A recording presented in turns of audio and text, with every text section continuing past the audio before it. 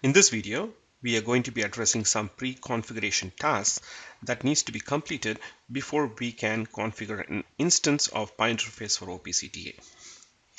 First, we need to check the time and time zone settings on both the PyData archive and PyInterface node.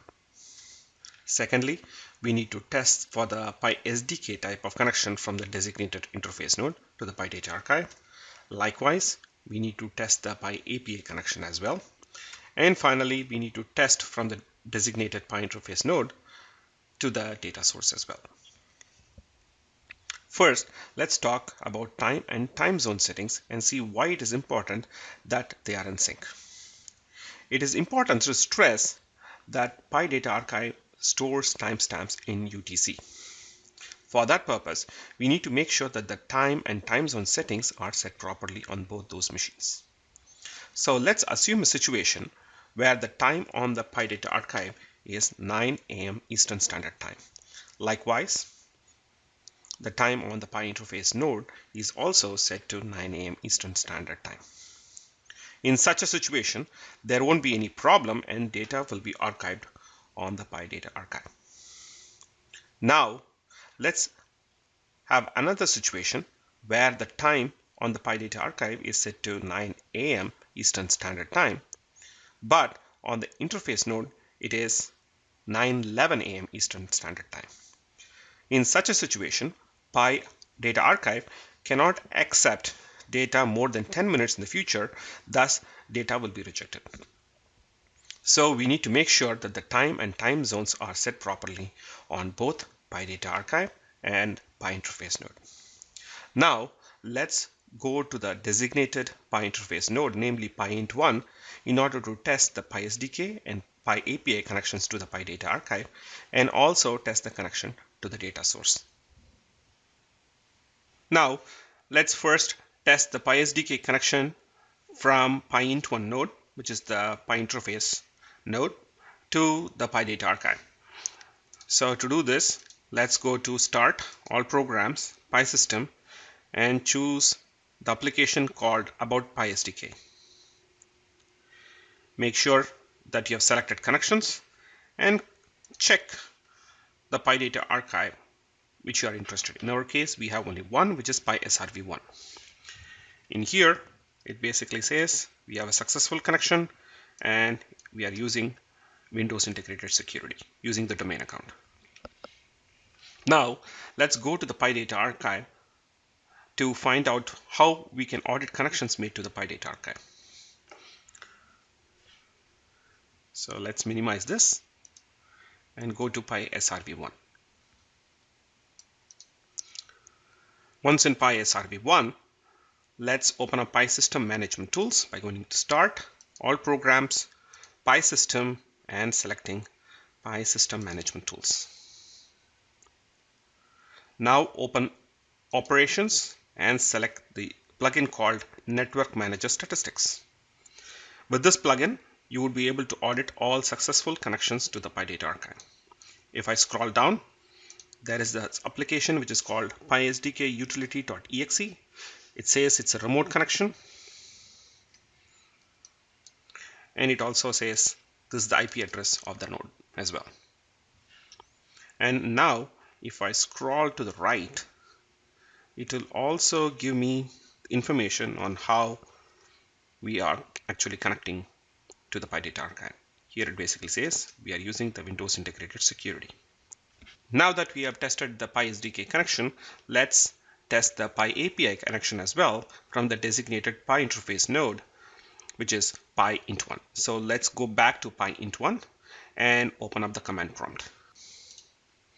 Now to test the API based connection from the PyInt1 node, go to Start,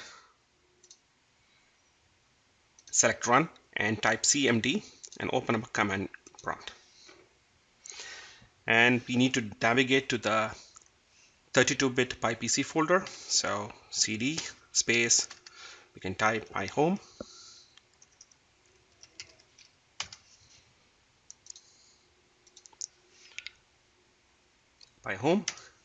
It has taken us to the 32-bit PyPC folder.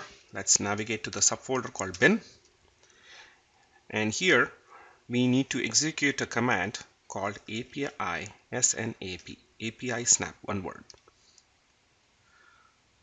And let's select enter. It is going to connect to the PyData archive, which is PySRV1. Now we can query a tag. So let's query a tag. We have a default tag called CDT158, and click enter, and we are successfully getting values from the PyData archive. Now once more, let's go to the PyData archive to make sure that we are connecting to the PyData archive and how we are able to connect to the PyData archive as well. So let's minimize this and let's go to PySRV1. Once in PySRV1, let's open up PySystem Management Tools from all programs, PySystem, and selecting PySystem Management Tools. Now under operations, let's select Network Manager Statistics and scroll to the bottom, and you will find an application called SNAP capital E, which is an API type of connection, which is also coming from the particular node, which is the IP 192.168.0.6. Now let's see how we are able to connect.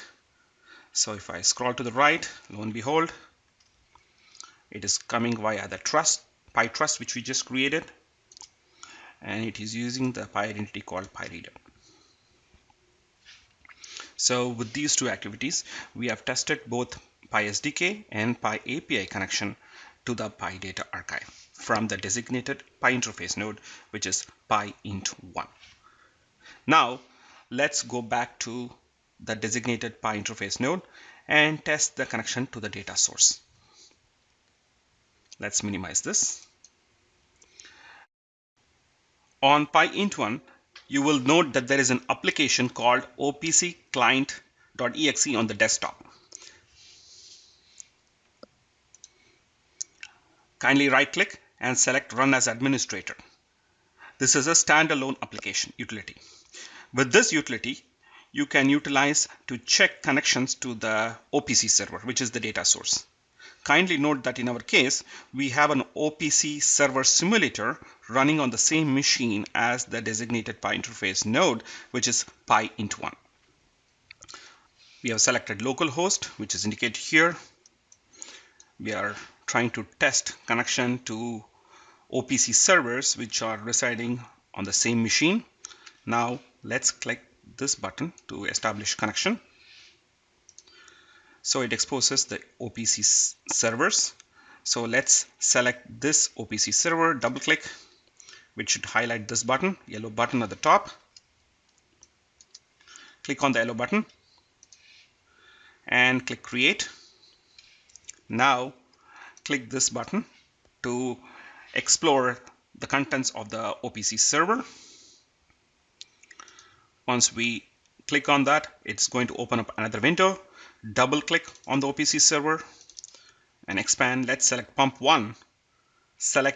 Click the select all button and also then click on the add selected button. This will give you all the tags which are residing on the data source, and click OK. And finally, once you are on the screen, we need to click refresh to query the values from the data source by clicking on this button. So once I click that, it is going to query the data source, and it is saying these are good quality values and these are all the values. Now in this video, we have basically identified the importance of setting the time and time zone properly on both the PyData archive and PyInterface nodes, and we did some pre-checks, namely testing the connection to the PyData archive using PySDK and PyAPI from the designated PyInterface node, and we also tested the connection to the data source as well.